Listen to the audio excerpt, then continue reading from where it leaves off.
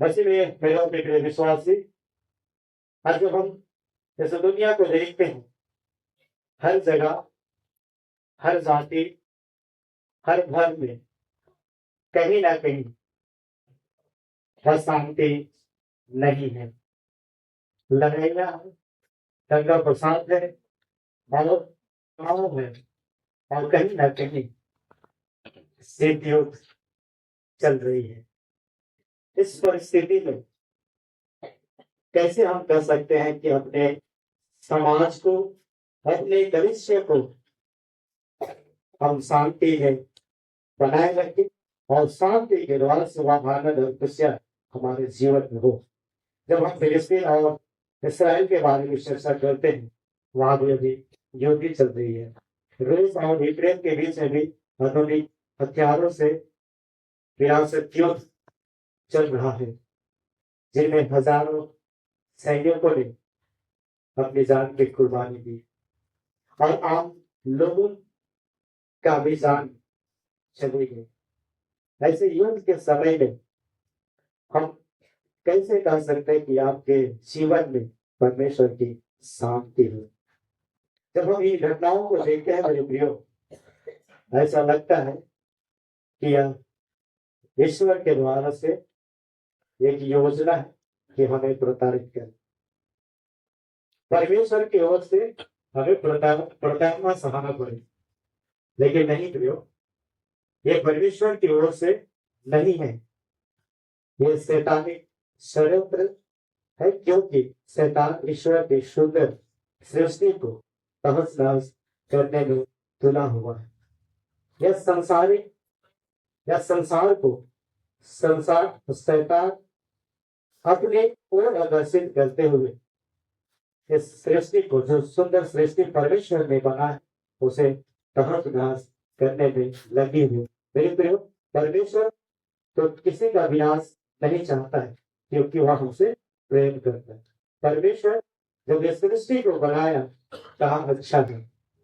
जब हम उत्पत्ति की किताब को पढ़ेंगे, जो 40 रात नूह के समय में वर्षा हुई और सारे सृष्टि के लोग खत्म हो गए, केवल नूह के परिवार बचाए गए। उस समय परमेश्वर प्रतिज्ञा किया कि मैं फिर से इस सृष्टि को नाश नहीं करूंगा। तो इस बात से हम समझ सकते हैं कि परमेश्वर इस सृष्टि का विनाश या हमारा विनाश करना नहीं चाहता है, वो हमें बचाना चाहता है। इसलिए परमेश्वर अपने बेटे यीशु क्रिस्त को इस जगत में भेजा। जैसे हम यूहन्ना रचित सुसमाचार 3 उसका 16 वचन को याद करते हैं कि परमेश्वर ने जगत से सब प्रेम किया तो उसका अपना एकलौता पुत्र भेज दिया कि जो उस पर विश्वास करे वह नष्ट न हो, वह नाम जीवन को प्राप्त करे। आज हम नष्ट होने के लिए इस जगत में नहीं आए। जब हम परमेश्वर के पुत्र चढ़ने में यीशु मसीह पर विश्वास करते हैं, तो हमें आनंद जीवन की प्राप्ति होती है। इसलिए परमेश्वर चाहता है, एस्केल की किताब 33 उसका 11 वचन में लिखता है, जब हम लोग जो दुष्ट लोग हैं वे मन फिराकर प्रस्ताव करके परमेश्वर के निकट आते हैं, तो परमेश्वर हमारे लिए आनंद होता है। इसलिए शैतान तो ईश्वर और समस्त मानव जाति का शत्रु है। शैतान हमारे शत्रु है, वही दुष्टजन के मन में और मस्तिष्क में सवार होकर माहौल को बिगाड़ देता है।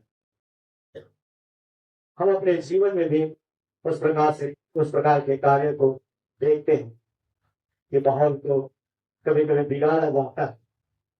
मैं पिछले समय में एक बार कहा था, आज शैतान पुलिस है, उसको ज्यादा कार्य करने की जरूरत नहीं पड़ रही है, क्योंकि उसके कार्य को हम मनुष्य लोग कर रहे हैं। इसलिए शैतानी षड्यंत्र ही माहौल को बिगाड़ता है। लड़ाई झगड़ा, दंगा फसाद, युद्ध जैसे विवशता में वह हमें धकेलता है। लेकिन ईश्वर पिता जो प्रेमी और दयालु और अनुग्रहकारी है, वह हमारे जीवन को आशीषित करता है, हमारे जीवन को हर एक दुख संकट से बचा कर रखता है, सुरक्षा प्रदान करता है। परमेश्वर अपने पुत्र यीशु क्रिस्त को इस जगत में उद्धार के लिए भेजा और वह शांति का सुमार होकर मनुष्यों के बीच में कि वह हमारे जीवन को अगुवाई करे, वह जगत में शांति को स्थापित करे। इसलिए मैंने आरंभ में ही कहा कि इतनी लड़ाइयां हैं, इतने दंगा फसाद है, उस परिस्थिति में हम किस प्रकार से कर सके कि आपके जीवन में शांति हो। याकूब की किताब को आप पढ़िएगा, वहां लिखता है कि बिना भोजन वस्तु दिए बैठे तो खाते उत्तरित था, और बिना कपड़े दिए कहेंगे ये तो गर्म हो, ये संभव नहीं है। कहने का मतलब कहने के साथ साथ एक्शन भी जरूरी है, तब जाके हम उस प्रकार के आशीष की घोषणा कर सकते हैं, क्योंकि यीशु मसीह इस काम कर सकता है। उसके पास वह समय है कि जब वह इस जगत के जीवन में आएगा, इस जगत में उतरेगा मानव रूप में, वह शांति स्थापित करेगा।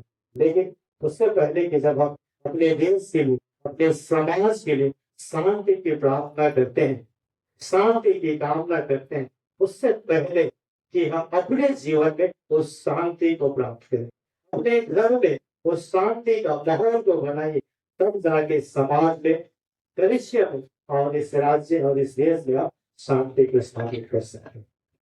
अगर कल हम प्रार्थना करेंगे कि शांति का राजकुमार आ गया है आपके जीवन में, हमारे समाज में, हमारे भविष्य में शांति को स्थापित करें, मैं समझता हूँ यह असंभव है।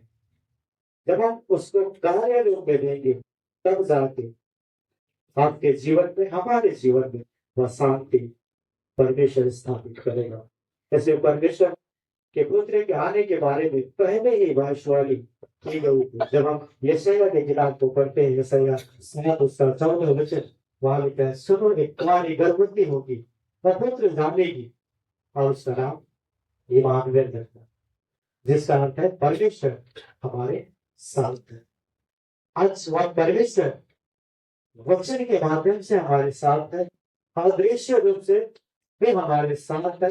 जितने सृष्टि को देखते हैं उसे परमेश्वर का निवास है, और वह हमारे जीवन को अगुवाई करता है कि हम उसके वचन के साथ बढ़े।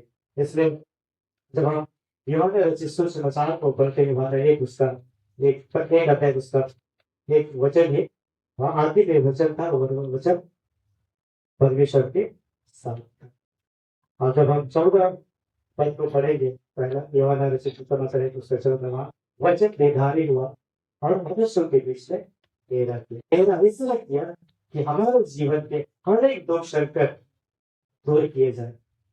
डेरा हमारे बीच में इसलिए किया कि जो हम पाप के बंधन में पड़े हुए थे, उस पाप के बंधन से छुड़ाए जाए, निजात प्राप्त करें और हम उसके संगति में बढ़े। इसलिए जब हम आज के 29 पाठ विषय को देखते हैं, यशायाह की किताब 6 और 7 पद को, यहाँ यशायाह भविष्यवक्ता का प्रभु यीशु मसीह को शांति का राजकुमार अर्थात शांति का राजन करके प्रकट किया है। प्रभु यीशु मसीह को यशायाह नबी पहले ही भविष्यवाणी कर दिया था, यह शांति का राजकुमार होगा, यह शांति का राजा होगा।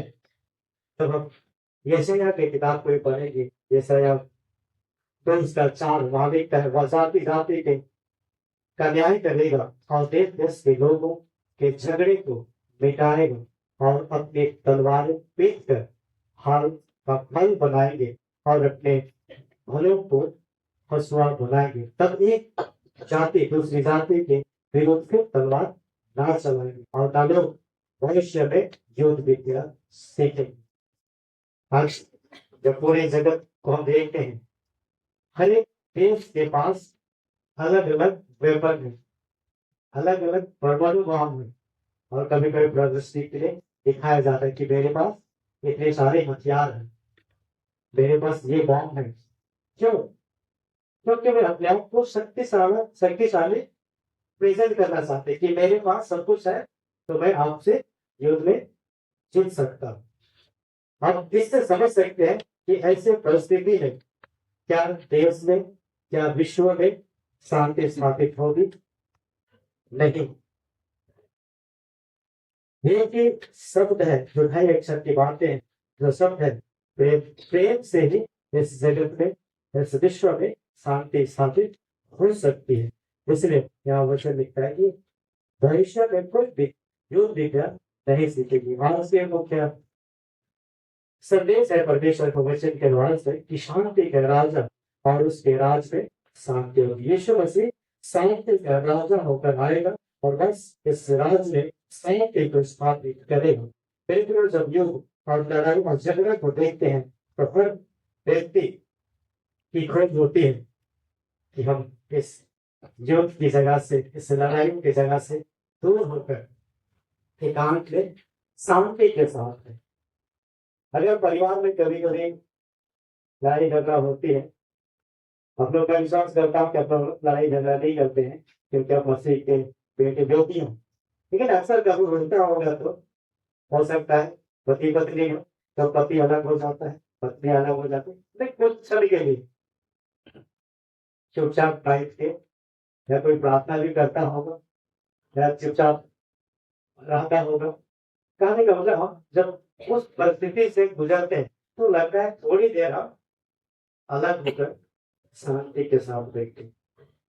और मैं नहीं समझता हूँ कि आप कभी भी शांति की खोज में नहीं होंगे। मैं समझता हूँ कि आप हर समय उस शांति और आनंद और खुशी की खोज में लगे रहते हैं। आज जितने भी हम यहाँ उपस्थित हैं वही शांति की खोज में, लेकिन हम शांति कहीं से खरीद नहीं सकते, खरीद सकते हैं। शांति परमेश्वर के जीवित वचन से ही, परमेश्वर की उपस्थिति में ही आपको मिलेगी, तब उस शांति को आप प्राप्त करेंगे। इसलिए जब हम आज के वचन को देखते हैं जो भविष्यवाणी किया गया कि एक पुत्र दिया जाएगा, वह अद्भुत युक्ति करने वाला परमेश्वर तो पुत्र कहवाए। जब यीशु का जन्म हुआ तो पूरे जगत में दो घटनाओं को देखते हैं। दुनिया में मानव जाति के इतिहास में दो भाग को हम देखते हैं। जब यीशु मसीह का जन्म होता है इतिहास में दो भाग को देखते हैं। पहला ईसा पूर्व बीसी बिफोर क्राइस्ट, यीशु मसीह के जन्म से पहले जो भी दिन को लिखा जाता है, जो भी तारीख को लिखा जाता है, बीसी लिखा जाता है, बिफोर क्राइस्ट। और यीशु मसीह का जन्म से ईस्वी सन का आरंभ होता है। आज भले और लोग माने ना माने, लेकिन ईस्वी सन को पूरे धर्म के लोग, पूरे विश्व के लोग मानते हैं। और विश्व के जन्म के बाद ही वह एनो डोमिनी का आरंभ होता है, जिसे एडी कहा जाता है। बीसी और एडी दो भाग में विभक्त हुआ। आज जब हम एक मसीह कलीसिया में होकर, एक विश्वासी होकर जन्म पर्व को मनाते हैं, उस खुशियां को मनाते हैं, तो यशायाह नबी हमारे उद्धारकर्ता शक्ति लेने के यीशु मसीह को 5 नामों से यहाँ संबोधित किया है। यशायाह नबी आज के वचन में यीशु मसीह को 5 नामों से संबोधित किया है कि यीशु मसीह क्या क्या है। पहली बात है कि वह अद्भुत है। जब हम इब्रानी के किताब को, इब्रानी भाषा में जब बाइबल को पढ़ेंगे, वहां पहले शब्द का उच्चारण किया गया है कि वह अद्भुत है, वह आश्चर्य करने वाला चमत्कारी है, अद्भुत है। निर्गमन की किताब 15 वर्ष का 11वें वचन में लिखता है कि परमेश्वर अपनी स्तुति करने वालों के भय की योग्य है और आश्चर्य करता है। वही परमेश्वर हमारे जीवन में भी आश्चर्य किया है और आगे भी करेगा। से दानियल के किताब में मिलेगा दर्शन 12 उसका 6वें वचन में, जो पुरुष संत का वस्त्र पहने हुए था वह पूछा कि आश्चर्य कर्मों का अंत कब होगा, आश्चर्य कर्मों का अंत कब होगा, आश्चर्य कर्म का अंत कभी नहीं होगा, क्योंकि परमेश्वर की उपस्थिति, ईश्वर की उपस्थिति सर्वव्यापी और सर्वव्यापी है। इसलिए आश्चर्य कर्म का अंत नहीं होगा। हर एक दिन आपके जीवन में जब परमेश्वर के संगत में बढ़ेंगे, एक आश्चर्य कर्म आपके जीवन में होगा। और दूसरी बात यीशु मसीह के बारे में कहा गया है कि वह परमपस दाता है, काउंसलर। अच्छा, हम लोग कुछ अच्छे कामों को करने चाहते हैं या तो डिप्रेशन में होते हैं तो काउंसलर खोजते हैं कि कौन हमको अच्छा काउंसलिंग दे कि मैं उसके साथ चलूं। लेकिन सबसे बड़ा प्रबंध करता है, सलाह देने वाला, जानकार देने वाला या मार्ग दिखाने वाला। आज के वचन के अनुसार यीशु मसीह को कहा गया कि वही हमें सच्चा मार्ग दिखा सकता है, क्योंकि यूहन्ना रचित सुसमाचार 14 उसका 6 वचन लिखा कि मार्ग, सत्य और जीवन मैं ही हूँ। मार्ग, सत्य और जीवन मैं ही हूँ, मेरे बिना कोई पिता के पास नहीं पहुंच सकता है। तो हम समझ सकते हैं इस वचन के द्वारा से कि सच्चा परामर्श करता या मार्गदर्शन करता केवल केवल यीशु ही है। और तीसरी बात है कि परमेश्वर के पुत्र यीशु ख्रिस्त वह परमकर्मी परमेश्वर है। वह परमकर्मी परमेश्वर हिब्रू भाषा में गिबोर कहा गया है। जो परमकर्मी का शब्द आया है गिबोर शब्द से आया, वह शक्तिशाली होगा, बलशाली होगा, सुधीर होगा, विजेता और मुखिया होगा। अब विजेता की बात करते हैं तो हम यूहन्ना रचित सुसमाचार को पढ़ सकते हैं। वहां लिखा कि तुम्हें क्लेश होगा, संकट होगा, लेकिन ढाढ़स हुआ, मैंने संसार को जीत लिया। इस वचन से आप समझ सकते हैं कि यीशु मसीह इस संसार का विजेता है और हम हर एक को भी उस विजयी में शामिल करना चाहते हैं। जब हम उसके वचन के साथ बढ़ेंगे तो हम भी हर क्षेत्र में सफलता को प्राप्त करेंगे, हर क्षेत्र में उन्नति को प्राप्त करेंगे। आत्मिक जीवन हो या लौकिक जीवन हो, हर क्षेत्र में परमेश्वर की संगति में रहकर आशीषित होंगे और आपका जीवन उन्नति होगा। इसलिए परमेश्वर को वचन लिखता है कि हे परमेश्वर, अनेक स्थानों में एक स्थान जहां मसीह को परमेश्वर करके संबोधित किया गया है। हम यूहन्ना रचित सुसमाचार 20 उसका 28 वचन में देखते हैं कि जब यीशु मसीह का जी उठना होता है और वह अपने चेलों से भेंट मुलाकात करने जाता है, उस समय थोमस उन चेलों के बीच में नहीं था। और जैसे यीशु मसीह अपने चेलों को प्रकट हुआ, यह खबर थॉमस को ही पता चलता है, तो थॉमस कहता है कि मैं जब तक अपनी उंगलियां उनके हाथों पर नहीं डालूंगा विश्वास नहीं करूंगा। जब यीशु मसीह थॉमस से मिलता है तब थॉमस के साथ जो प्रकट होता है तब कहता है, थॉमस उत्तर देता है, हे प्रभु तू ही परमेश्वर है। हे प्रभु तू ही परमेश्वर। कहने का मतलब वही परमेश्वर, वही प्रकट में परमेश्वर यीशु ख्रिस्त रूप धारण करके, एक बालक रूप धारण करके इस जगत में आए। जब हम रोमी की किताब को पढ़ेंगे, रोमी 9 उसका 5 वचन वहां लिखते हैं, पुरखे भी उन्हीं के हम और मसीह भी शरीर के भाव से उन्हीं में से हुआ। सबके ऊपर परम परमेश्वर युगानुयुग हो, सबसे ऊपर परमेश्वर हो और उसकी महिमा युगानुयुग हो। इस प्रकार से वचन मिलता। जब हम पहला तीमुथियुस की किताब को पढ़ेंगे, पहला तीमुथियुस 3 उसका 16 वचन वह इस प्रकार से मिलता है। पहला तीमुथियुस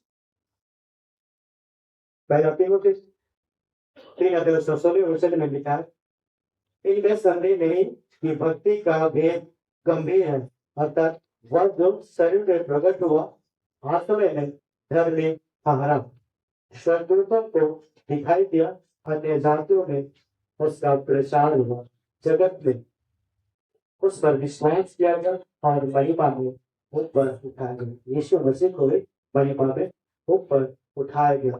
और जब हम इब्रानी की किताब को पढ़ेंगे, इब्रानी 1 उसका 8 वचन में लेकर पुत्र के विषय में कहता है कि हे परमेश्वर तेरा सिंहासन युगानुयुग हो, तेरा सिंहासन युगानुयुग हो। इसलिए परमेश्वर का पुत्र परमेश्वर है। और चौथी बात है यीशु मसीह के बारे में कहा यह है कि अनंतकालीन पिता है। अनंतकालीन पिता सिर्फ यीशु को अनंत काल का पिता और युगों की युक्ति करने वाला और सतकालीन परमेश्वर कहा गया। इब्रानी 1 उसका 2 वचन में हम इस प्रकार से पढ़ते हैं कि परमेश्वर का पुत्र ही अनंत काल का पिता होगा। मेरे प्रिय, यहाँ त्रित्वता को दर्शाता है कि पिता, पुत्र और पवित्र आत्मा एक ही व्यक्ति के 3 प्रकाशनों की ओर संकेत करता है।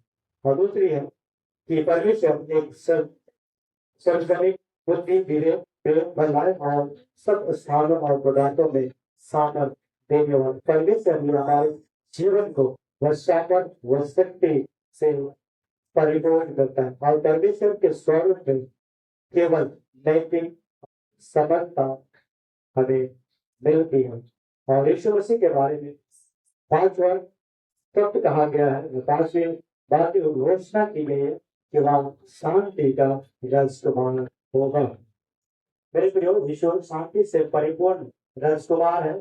वह बिना युद्ध किए हुए अपने शासन और शांति को बढ़ाएगा। हम आज के वचन का तक में प्रथम इस प्रकार से पढ़े तो वह शांति का राजकुमार होगा।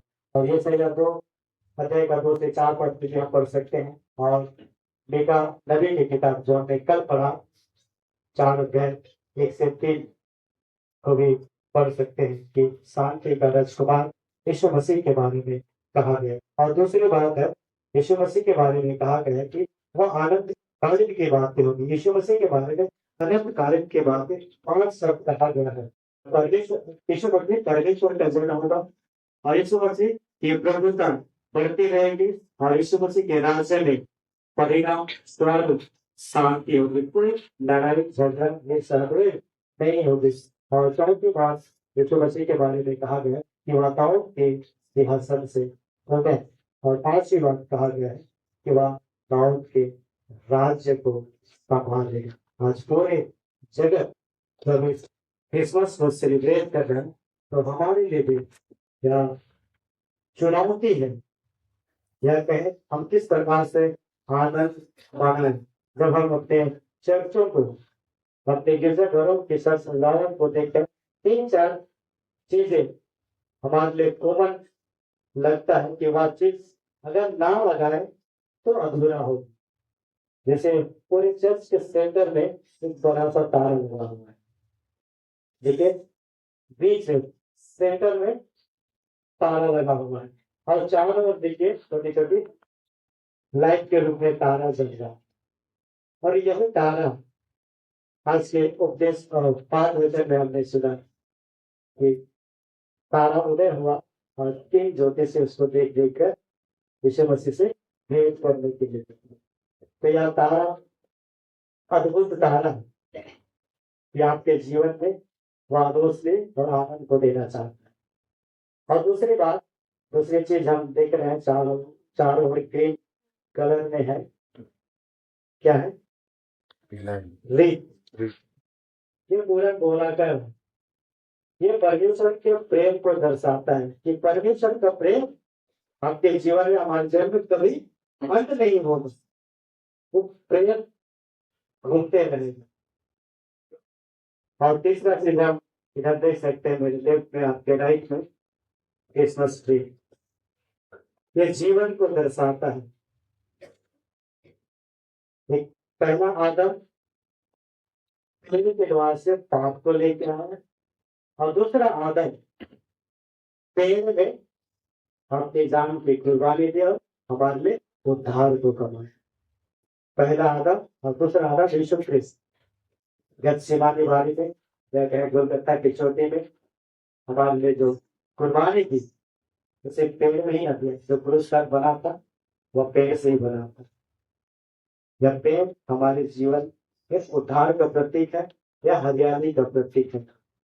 और साथ ही चीज हम वेदी में देख सकते हैं, कैंडल, यह रोशनी का प्रतीक है, प्रकाश का प्रतीक है, हिरण का प्रतीक है।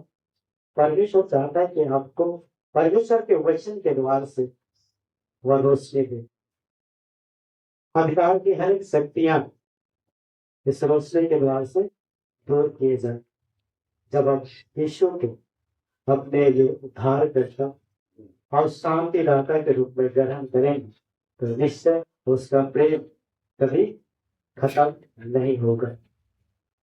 और आप उस दिया के समान चमकेंगे या आप उस दिया को अपने जीवन में ग्रहण करके अंधकार की शक्तियों से अलग रहेंगे। इसलिए जब पूरे कलीसिया पूरे जगह क्रिसमस के आशीष को आनंद के साथ मना रही है तो हम भी इस आनंद को परमेश्वर के अगुवाई मनाए, हमारे जीवन में जो भी अहंकार की शक्ति है उसे दूर होकर हम खुशियाँ में भविष्य में आगे बढ़े, ताकि जो शांति और जो आनंद परमेश्वर पुत्र यीशु क्रिस्त देना चाहते हैं उस आनंद में हम परिपूर्ण हो। और जो यीशु क्रिस्त जो शांति और आनंद देगा वह क्षण भर के लिए नहीं परंतु चिरस्थायी हो। उस शांति का उस आनंद का कभी अंत नहीं होगा। इसलिए ऐसा है कि दृष्टिकोण में बालक यीशु को इस पृथ्वी का और इस पृथ्वी को बालक यीशु के द्वारा से स्वर्ग बनाने का दर्शन है कि इस पृथ्वी को स्वर्ग बनाए और यीशु मसीह को हमारे दिल को और घर में हर हमें आनंद के साथ स्थापित करना है। यीशु मसीह को अपने हृदय में, अपने मन में और अपने घर परिवार में आनंद के साथ और शांति के साथ स्थापित करना है। तब जाके आपके घर में, आपके परिवार में शांति होगी, सुख होगी, समृद्धि होगी और परमेश्वर की उपस्थिति आपके जीवन में बनी रहेगी। परमेश्वर उस वचन के द्वारा से हर एक को आशीषित करें। आमीन। मैं प्रार्थना करूं। शाम और के परमेश्वर चलने लोगों की यीशु मसीह के नाम से तुझे धन्यवाद करते हैं कि प्रभु तूने जो उद्धार हमारे लिए सुनिश्चित किया था वह आज हम बैतुल्ला में जब ये यीशु क्रिस्त के रूप में देखने पाते हैं।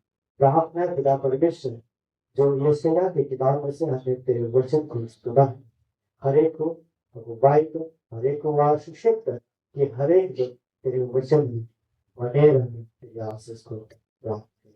हम हर एक के दुर्बलताओं को, कमजोरी को दूर करना और एक पिता परमेश्वर तेरे आनंद, तेरी शांति हम हर एक को प्राप्त कर पाए। प्रार्थना उद्धार करता बालक यीशु के नाम से मांगते हैं। स्वर्ग में। आमीन।